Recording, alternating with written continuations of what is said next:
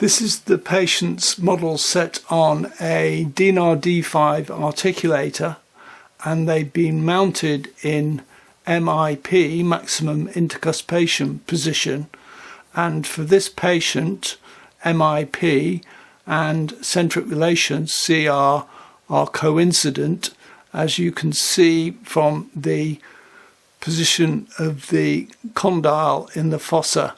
It's up and touching the back wall, which is how you would want it on an articulator.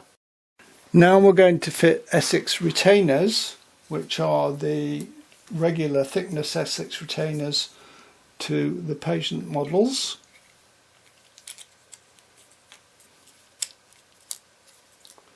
Upper,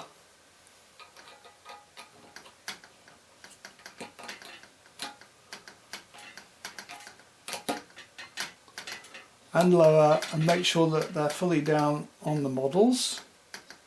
Now we put the articulator back, so initially it's going to be in that centric relation position, like so, and then as we bring the Essix retainers to their best contact, you see there how much the condylar position changes.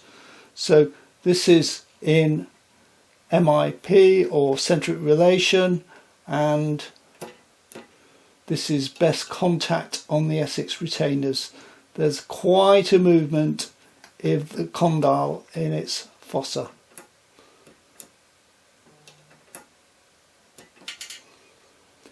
If it's a healthy joint, patients are probably adaptable, but if the joints aren't fully healthy, then you can imagine that this is going to put quite an extra strain on the structures of the joint.